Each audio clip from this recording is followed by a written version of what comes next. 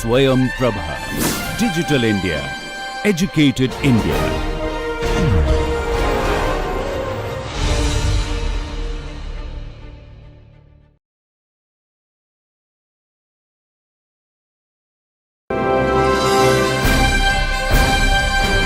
Swayam Prabha. Digital India. Educated India.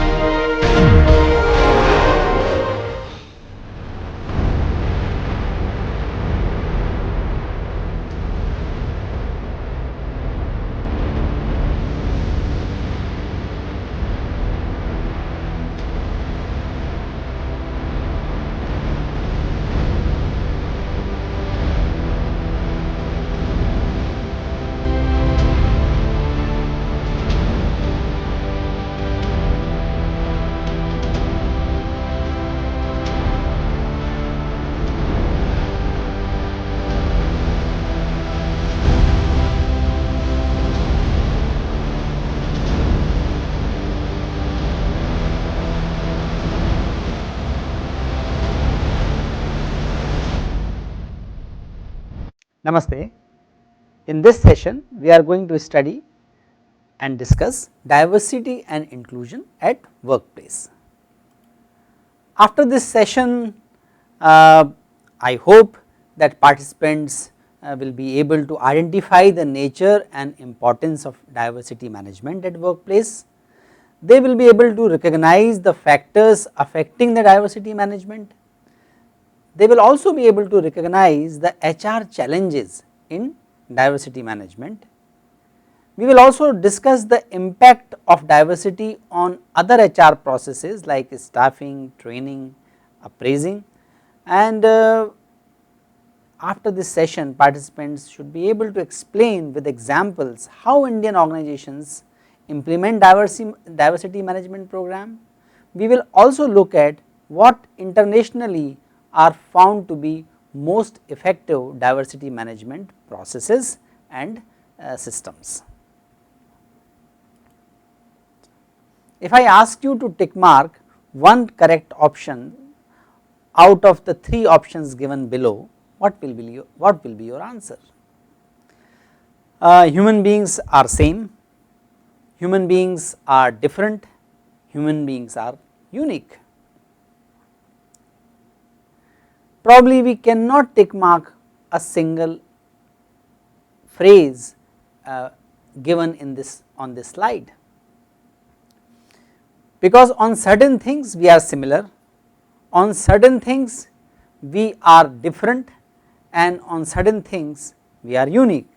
For example, human beings are same in terms of the 46 chromosome in their cells, the basic physiological indicators, and the impact of some of the elements on their physiology. For example, paracetamol works in reducing temperature irrespective of human being of any race or any society takes that.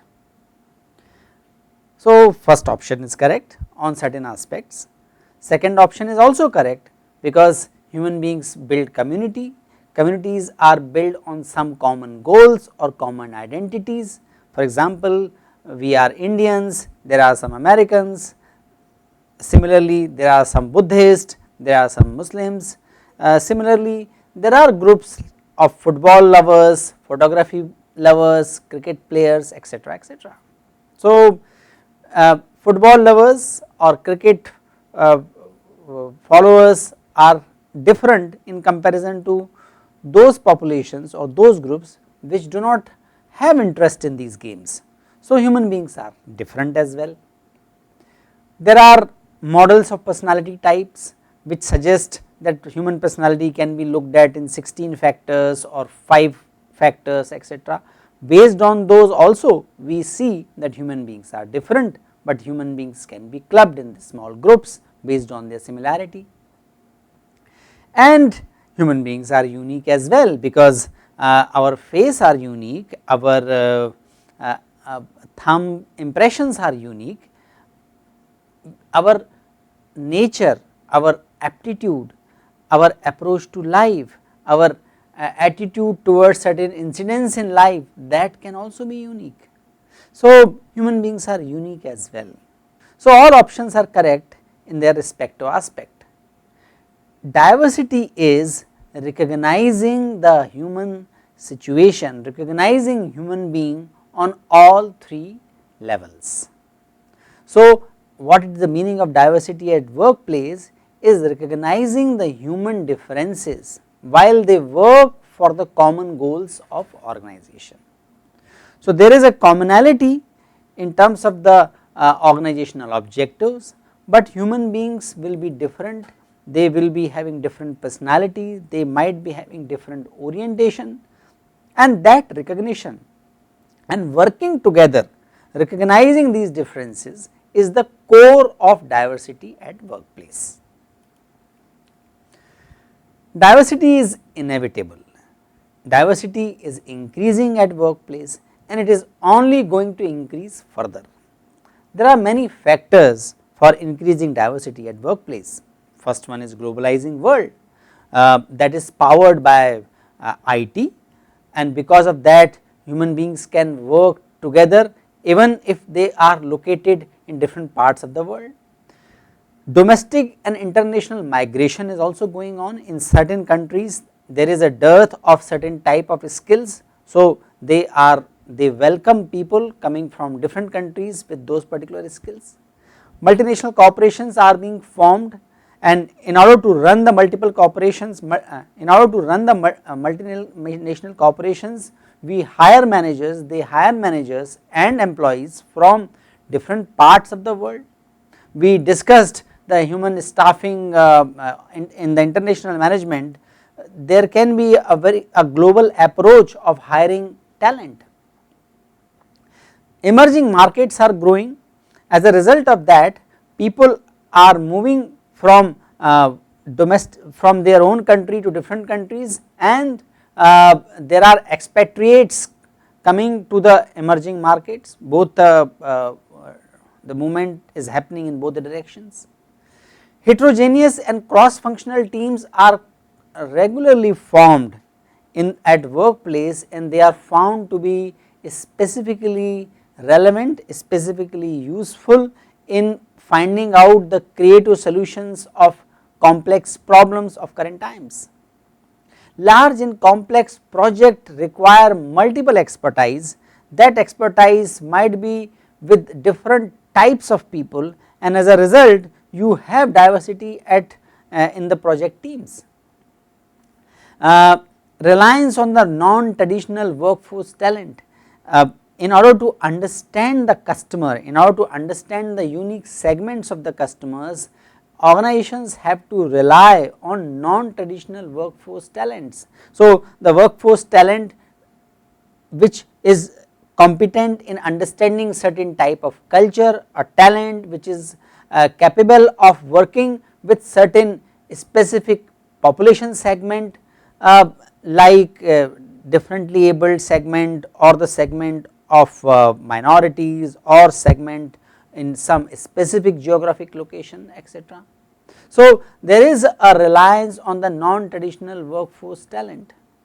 Socio-economic development is also one cause of diversity, because socio-economic development is increasing the education level, it is increasing the capability to move from one place to another, and that is also increasing the human capability in terms of expertise in a particular field, and people identify themselves as knowledge workers, will not mind going away from their domestic countries or from their native place to other places in order to use their talent.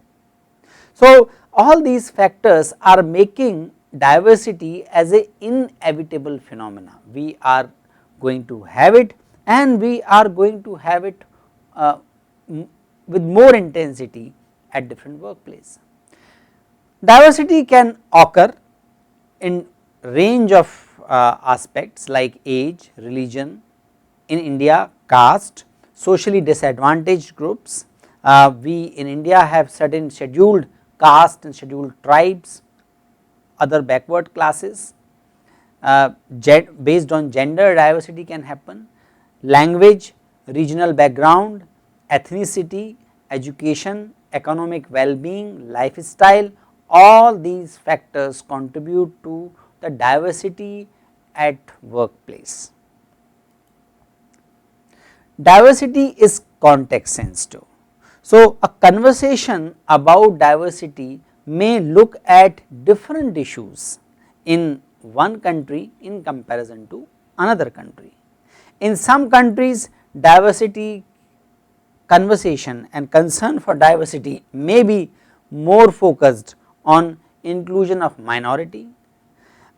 In another country, the conversation about the diversity focus can be about inclusion of more women at workplace or people from lower socio-economic strata of the society. So, the issues of diversity may vary across countries, across economies, across societies.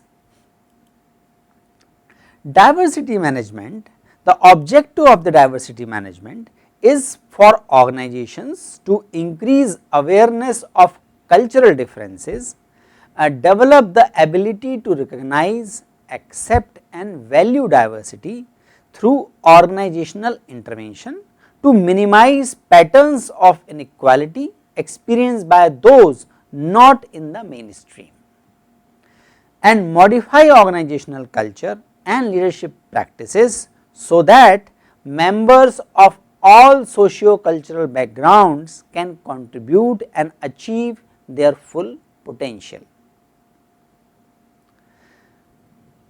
Conversation about diversity is incomplete without considering inclusion. Diversity is about the representation or makeup of an entity, whereas inclusion is about how well the contribution, how well a particular minority or specific group of the worker experience the presence and what is the perspective of different groups of people, whether it is valued or not, are they integrated at the workplace in the organization culture or not.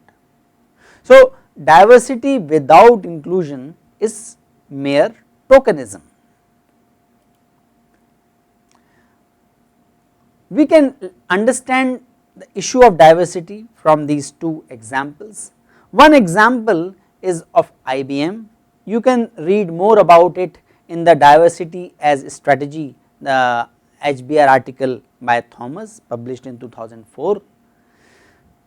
When in 1993 new CEO took over the charge of IBM, he saw that executive team is pretty homogeneous. He also recognized that their customer base is not homogeneous, it is very heterogeneous, it is across the world and it includes all possible groups of the society. So, he launched the diversity task force initiative that became the cornerstone of IBM's HR strategy. He constituted more than 10 task forces, they looked at different groups, they talked to different groups which were underrepresented in the IBM's workforce. So, groups, so the task force worked on differently abled people, task force worked on different people with the different orientation towards sex, task force, one task force was about the minority, about women, etc., etc. So, in few years the composition of workforce in IBM changed drastically, not only overall workforce, their executive team, their top management team also was much more heterogeneous in terms of people from different small groups, so called non-mainstream group were constituting, they were making the executive team, the top management team of IBM. And there are some interesting stories. They were able to, in the process of understanding the different groups, they were able to understand the different customer segments as well. For example, a group which was working on minorities also recognized that small and medium sized enterprises are owned by a large number of minorities, and while working with them they also identified a opportunity to launch a new product. Similarly, a group which was working on differently abled population, they recognized that there is already a legislation and they have to modify their offices and they have to modify their products which are suitable for the places which are friendly for the differently abled people. So, they were able to respond to this need of market, need of this particular segment more proactively earlier than many of their competitors, and that built the business case that contributed to the IBM's business. So, this is one example. Another example is given by this article by Dameron and Joffre. They talk about an integration team established to manage the post merger integration of Frank Telecom Mobile and Orange UK, and they found that the coexistence of the French and English cultures were never seen as an opportunity. It was never considered as differentiation, it was not considered the source of creativity either. Rather, cultural diversity was always experienced by the members of the integration team as a difficulty to overcome. So, these two examples suggest that diversity can be looked at as a capital, as source of competitive advantage, it can also be looked at as burden, and as it is being seen, as management sees this, so the diversity will result into.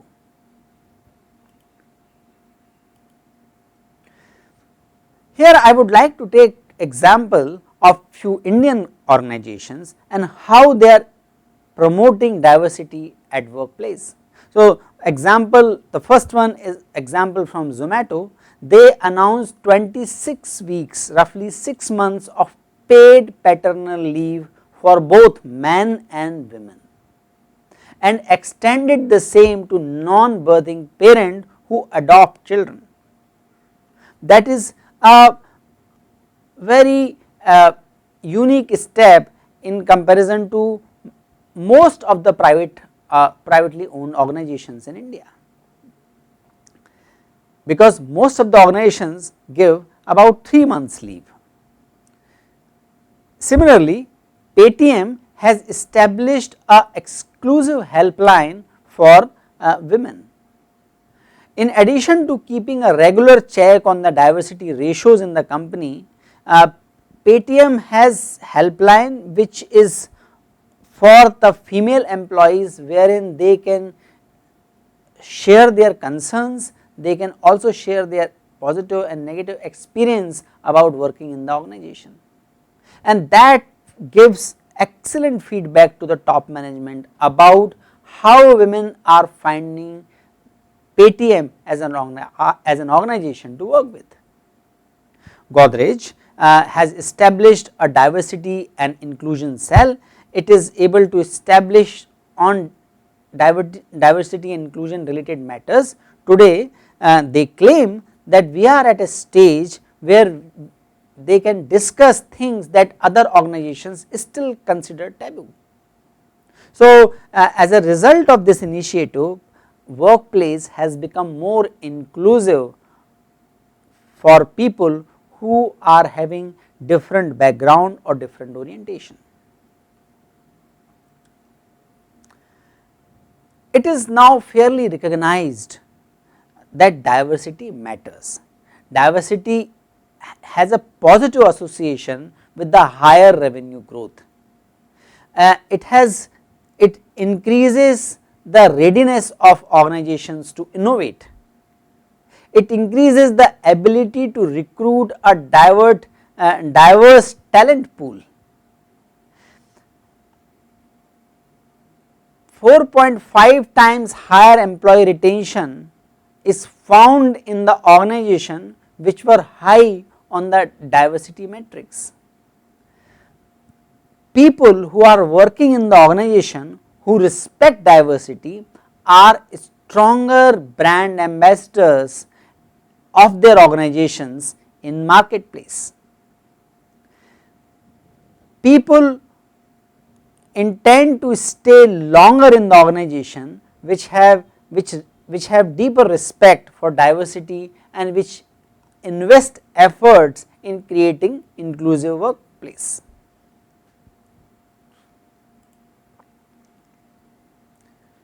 Diversity leads to inclusion, inclusion leads to trust, and trust leads to employee positive attitude.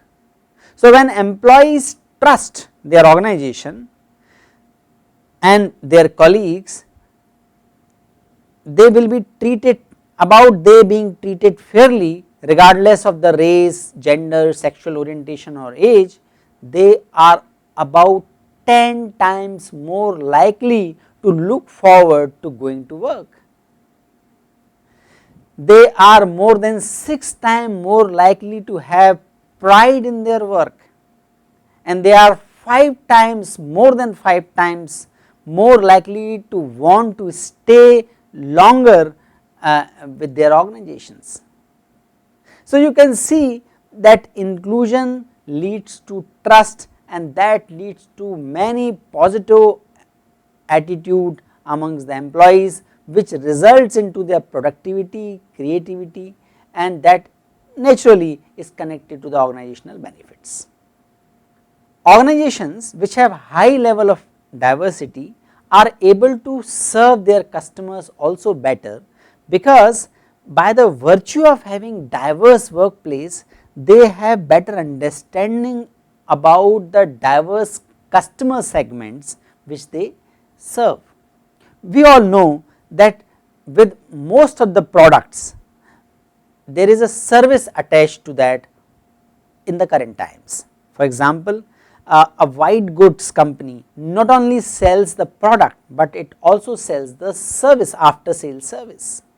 A elevator company or even the food companies try to enhance the service component by having the helpline numbers, by trying to generate the trying to do the competition or trying to build the community who are the users of those products. So, this phenomena of converting products into service is called servicizing. When everything is turning into the service, role of diversity certainly increases, because it makes people more sensitive to the different needs of the different segments. When teams are having more diversity, they are found to show more flexibility, and diversity increases the creativity and innovation at workplace, and this is a very consistent finding not only in the research and development organizations, but in various different types of organism in the organizations. Diverse workplace is actually a social and moral imperative as well, because in the development of any society, in the development of any country or economy, all communities play important role. So, naturally they need to have representation in all organizations. So, in that sense, enhancing the diverse workplace is a social and moral imperative. There are some research studies, and one of them is conducted by, it is a very extensive study conducted by McKinsey, that is the relationship between the level of diversity and company's financial performance. They looked at level of diversity in terms of greater share of women and more mixed ethnic or racial composition in the leadership of the large companies, and what they found was that companies in the top quartile of gender diversity were 15% more likely to have financial returns that were above their national industry median. Companies in the top quartile of racial or ethnic diversity were 35% more likely to have financial returns above their national industry median. This was a multi-nation study. Companies in the bottom quartile of both gender and ethnicity / race were statistically less likely to achieve above average financial returns than the average companies in the database. That is, they were not just leading, they were not just not leading, they were lagging. Result though varied by country and industry. So, in certain countries some aspect of diversity was found to be more closely, more strongly associated with the financial outcome. So, for example, companies with the 10% higher gender or ethnic or racial diversity on management teams and boards in US, for instance, had EBITDA that was 1.1% higher, whereas similar thing in UK, companies with the same diversity level, they had EBITDA that was 5.8% higher. Moreover, the unequal performance across companies in the same industry and the same country implies that diversity is a competitive differentiator that shifts market share towards more diverse companies. So, I hope you must have understood and you must have recognized the importance of having diversity at workplace. Now, we will look at how to achieve more diversity and how to do the diversity management at workplace. What do we mean by diversity management? Diversity management is defined as specific activities, programs, policies and any other formal process or efforts that is designed to promote the organizational culture change related to diversity.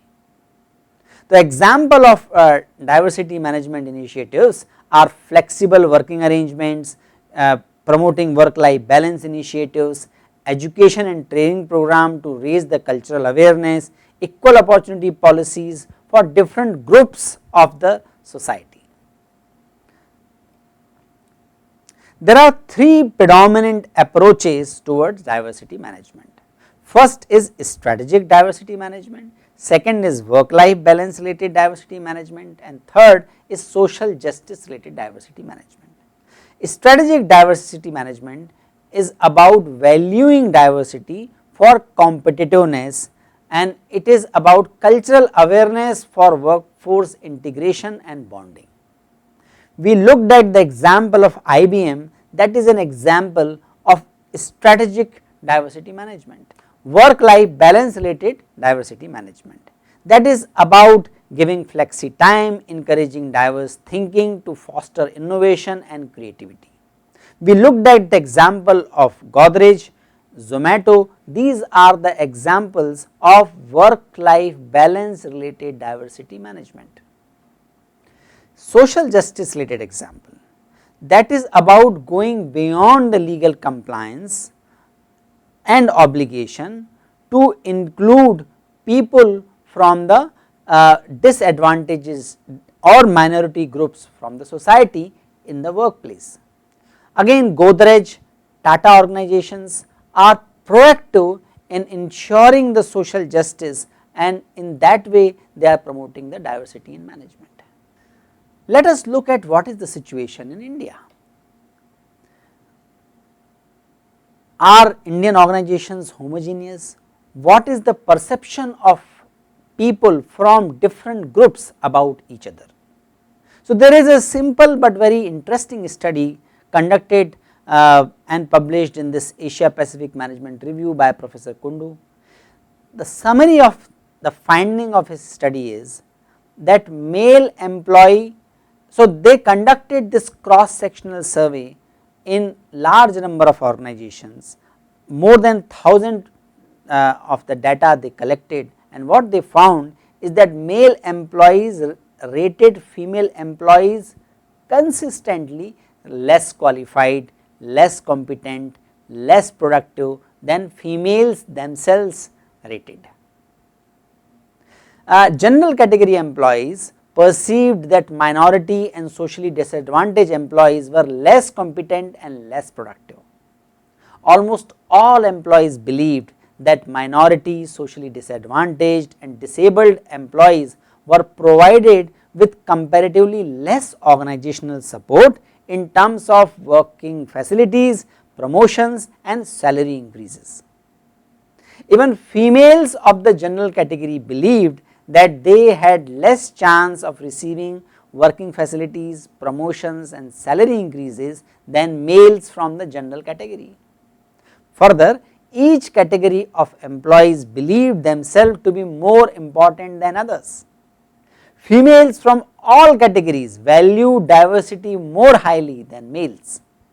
Females from general category and both males and females from minority, disabled and socially disadvantaged categories placed higher value on employers' efforts to promote diversity compared with general category males. So, these findings suggest that general category male perceive their counterparts from the different categories as less competent, and people from other categories including female from general categories perceive themselves as disadvantaged groups. Though this study is based on mere perception, we cannot neglect this perception, and these kind of incidences, the data like this suggest that Indian organizations have to proactively approach the diversity management and proactively work towards making the workplace more inclusive. So, the next question is how we can enhance the diversity management at workplace in Indian organizations. First and foremost thing is leadership support and involvement. If a committee is formed by the top management and if it is headed by the departmental heads or senior managers, people are likely to look at the impact of the committee's work in more favorable light. The cooperation of the organizations and other managers will be much higher to those committees which are headed by senior managers. Diversity management can also be and has also to be promoted by various good HR processes in all HR functions like recruitment, performance management, training and development, salary and wage compensation, etc. There is a need to create a suitable working environment. There is a need to have in general the values, shared values and beliefs about respecting the people coming from different socio-economic and other backgrounds. Objectivity and effective communication is key to make performance management system fair, and only a performance management system which is based on the judicious combination of objective and subjective parameter gives the sense and perception of fairness amongst people, and fairness is the hallmark, the sense of fairness is the hallmark of good diversity management. Desirable behavior and undesirable behavior must be identified and explicitly communicated to the people in the organization. We need to specify what is the desirable behavior which promotes diversity, which nurtures diversity.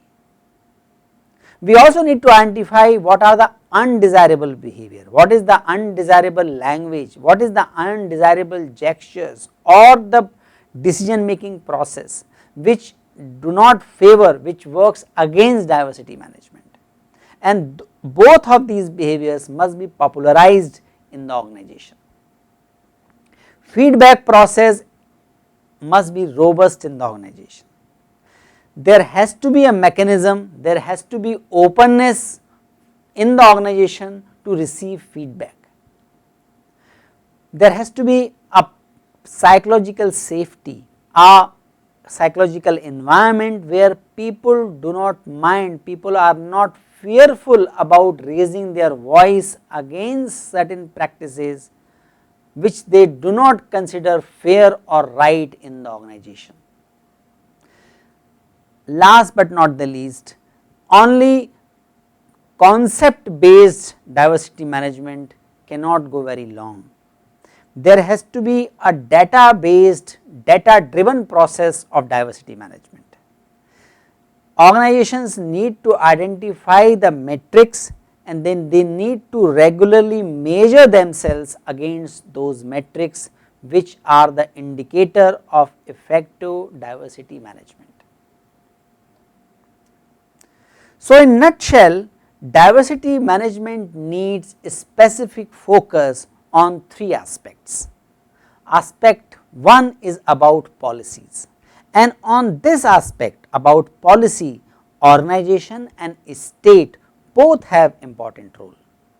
State has a role in terms of making the regulation and enforcing the implementation of those regulations. So, in India there are regulations related to given reservations to different sections of society. In USA there is an equal opportunity law. Organizations also commit themselves and state the policy of the equal opportunity. All these come in the very first step of diversity management, which is about policies. Only policies do not result into diversity at workplace. Policies must be supported by organizational processes. Those processes can be about enhancing the diversity management and maintaining the diversity at workplace.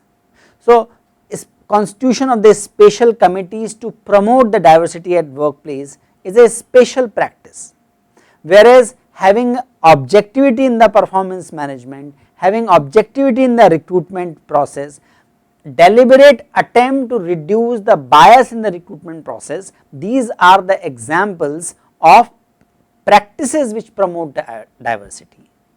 Flexi timing in the facilities, another example of the process which supports the diversity. Along with practice, there is also a need for diversity training, constant dialogue and initiatives like open hall conversations, promoting the organizational metrics publicly. These are some of the topmost indicators and ways of enhancing diversity management. Unconscious bias are the ways of diversity propagation. While designing the practice, HR and organization and management need to ensure that they address the unconscious bias which all of us carry about people from different groups. If we start identifying our own unconscious bias, we may be shocked. Some of us believed that those who are sports people they make good team players. Some of us believe that people coming from certain geography are more sincere. Some of us believe that people coming from some other geographies, some other communities are reliable, more reliable or less reliable. So, we all carry lots and lots of unconscious bias, and that results into all the HR processes, in fact all different stages of HR processes. For example, in the recruitment, CV selection, CV shortlisting, profile shortlisting is the first step. Our unconscious bias can even operate at the time of CV shortlisting, and we may end up shortlisting people whom we perceive are likely to be better fit or for the job and what we perceive are the better people. So, HR has to take extra care to ensure that these unconscious biases do not come on the way of selection of the candidates. There are some examples. these examples shows that how strongly our unconscious bias affect our decisions and also reflect how we can, what are the practices through which we can reduce the unconscious bias. So this one example is taking from these examples are taken from these YouTube TED talks. You can look at these TED talks, these are really interesting talks on the theme of diversity.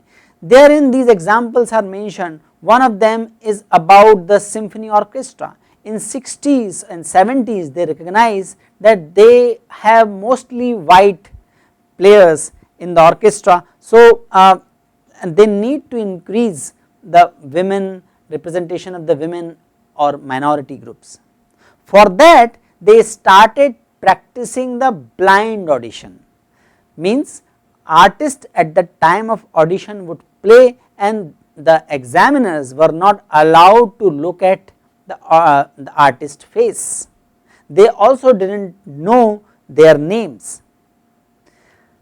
When they did this practice, depending on the different studies, it was found that number of women and number of minorities increased in the orchestra by 25 to 40%.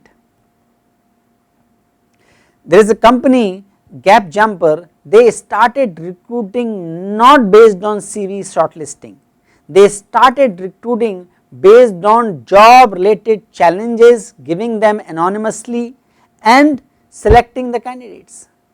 When they started relying more on the job related challenges, they found that the representation of the minorities in the shortlisted CV increased by 60%, representation of the women increased by 125%. So these are the examples how the unconscious biases can be removed from the processes. Database thinking, that is why is very important to be implemented in as many HR processes as possible. In nutshell, we also need to ask so what question at different stages of the recruitment, selection, performance appraisal, etc. If I have a perception that people should not wear certain type of dress at workplace, if they wear that kind of dress, we likely to perceive them poor performers. In those situations we need to ask, so what if that person wear that kind of dress?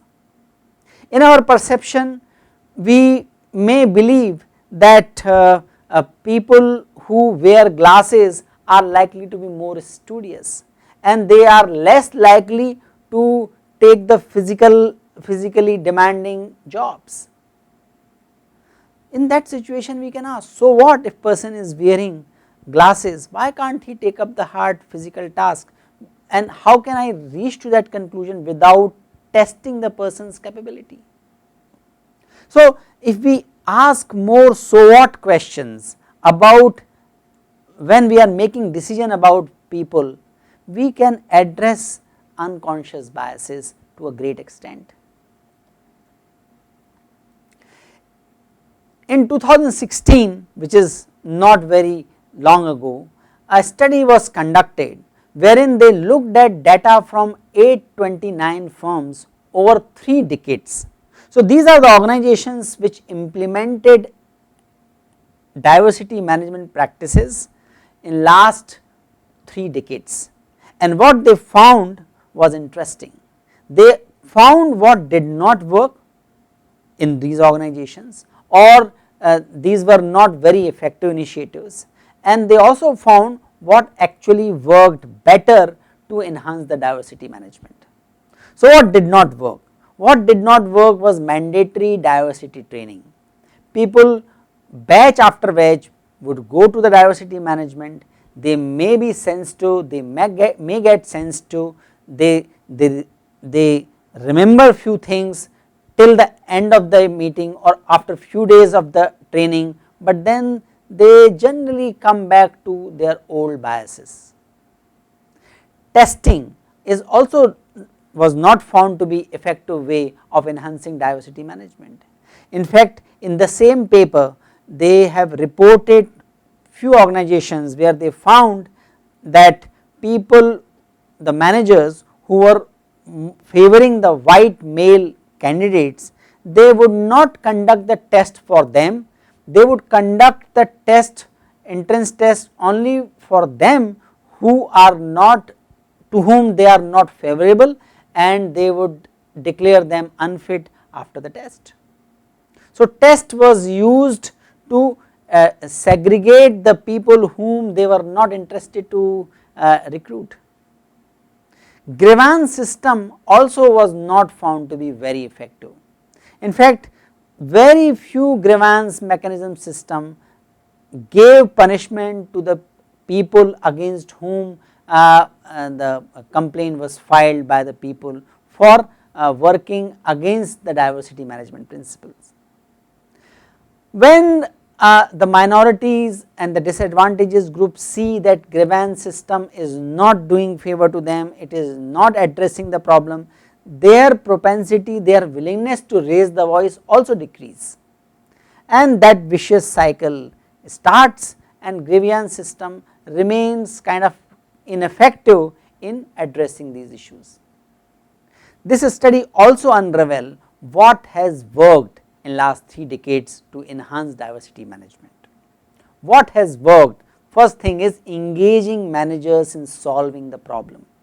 When you engage the managers to solve the problem of low diversity at workplace, when they commit for some action, in the process they recognize the importance of diversity and later on they promote diversity.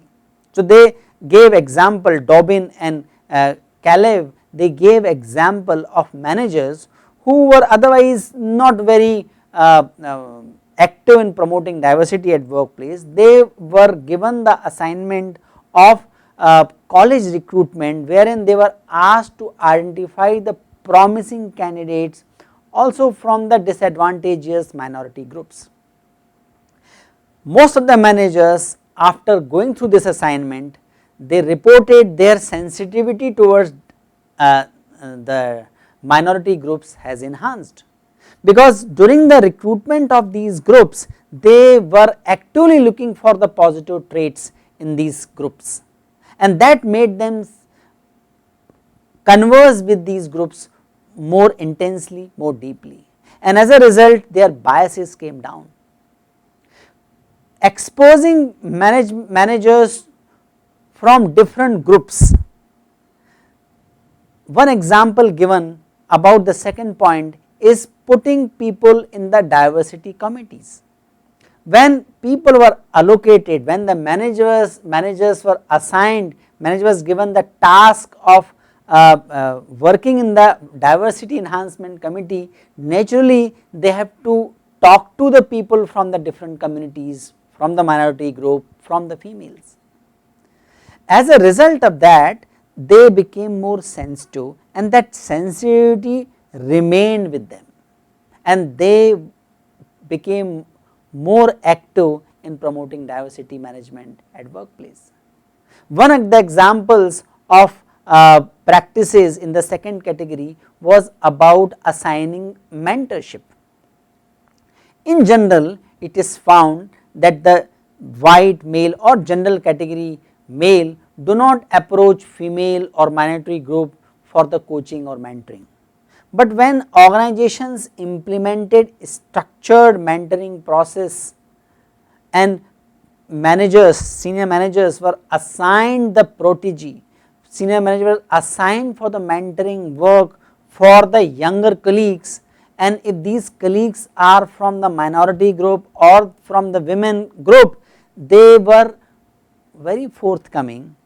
They took the responsibility of the development of their protege, and in the process they also became sensitive towards minorities and the different groups. That made them sensitive, and that promoted the diversity management work through them. Encouraging the social accountability for change.